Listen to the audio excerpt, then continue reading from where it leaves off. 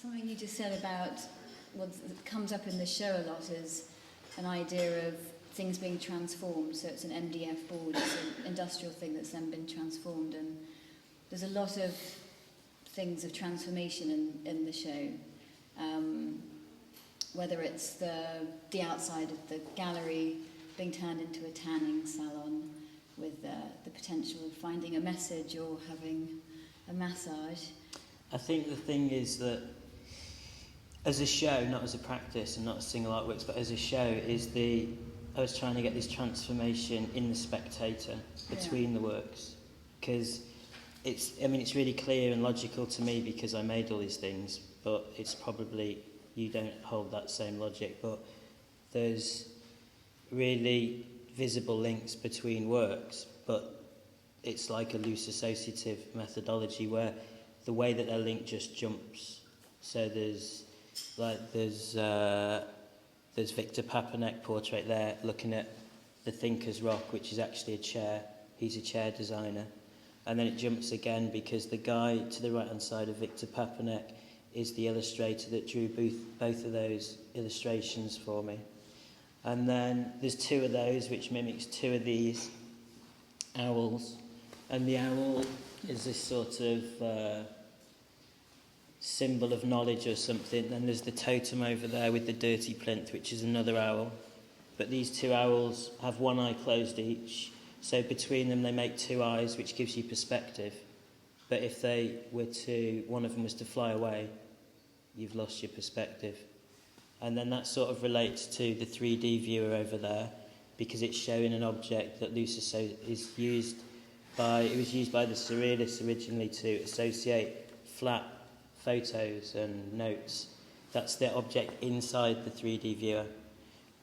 But it's showing a two-dimensional thing, and I've made it, represented it in 3D and three-dimensionally because it spins around. And then, so that sort of relates to this because that's a 3D view, and then this is green and red, which is the colour separation used in 3D viewing glasses. So there's all these links between all these works in my head, and it's almost like that the transformation that you talk about in the works is more the transformation in the spectators that I was driving at, maybe. This idea of the culture field you have kind of plays into that. And there's a work at the back of the gallery in the ceiling, which is called Porthole to Culture Field, which you can see up there. Culture Field's this place that I have imagined for a long time, where it's part from a dream, and the bit from a dream is really green grass and this slope that you can roll down like when you're a kid, and there's a little stream. Sounds weird, this. Yeah, it's nice. This is the kind of... There's all these girls there.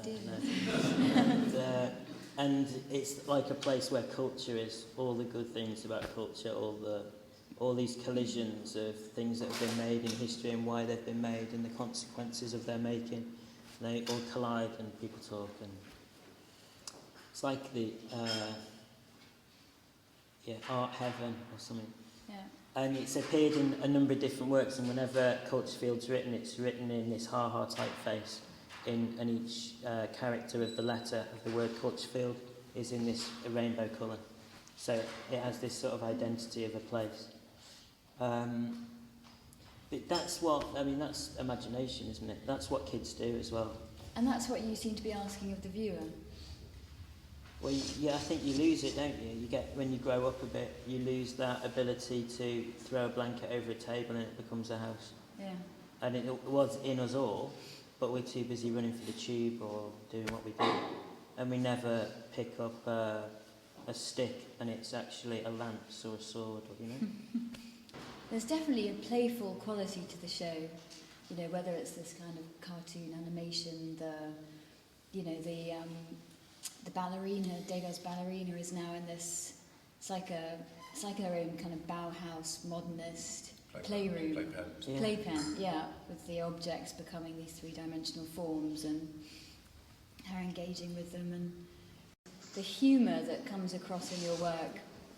It seems to me that sometimes it's a device to give people kind of access into quite complicated ideas. Because once you start looking into your work, there's all kinds of systems of meaning. There's so many levels at play. But that's not there for everyone. I mean, that's just there for people that are interested in it. Yeah. That's for like the geeks who are really interested. But it's not. I mean. But do you like the idea of the works having this humorous quality?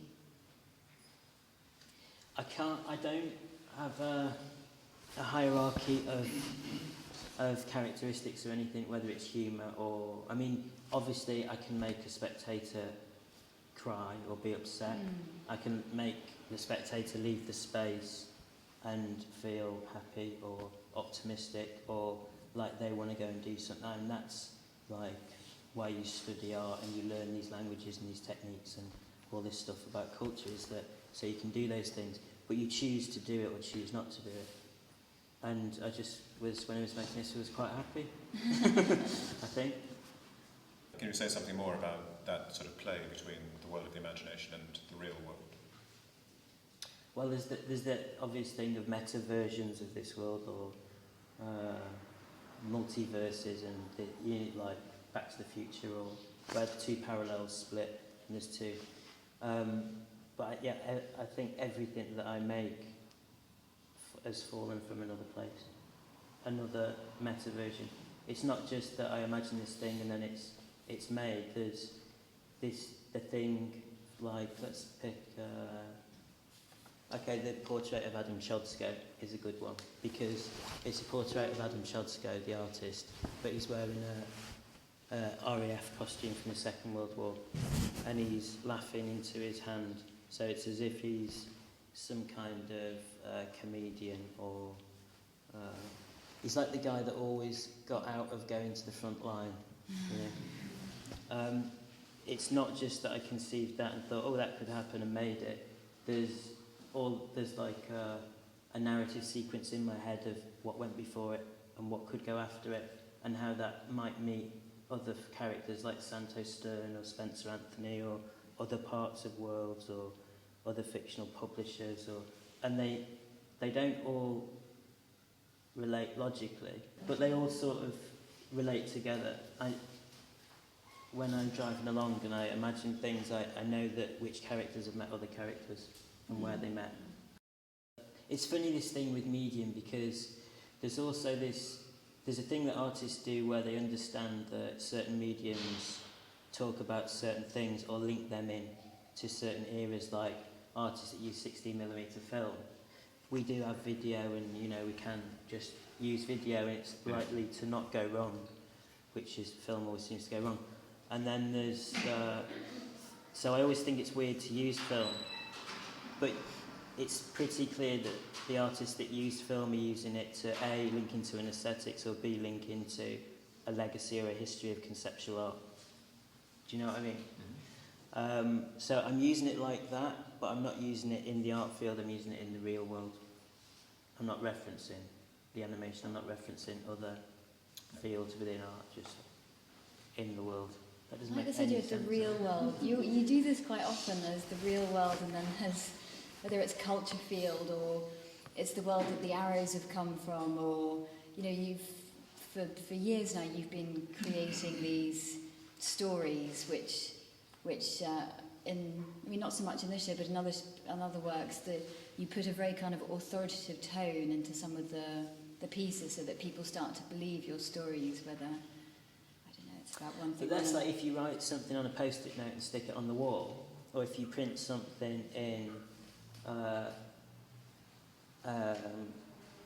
New Johnston typeface, the underground typeface, on cream paper, and you can write the same words, they mean totally different things. That's that's being an artist, and you choose the authority that you want to give, and that belief, and you play into the belief system. Yeah. But the real world is, there's that world which is definitely not real. Yeah. And then there's this world that's kind of not real, and then there's the world out there that is real. There's actually three, I think.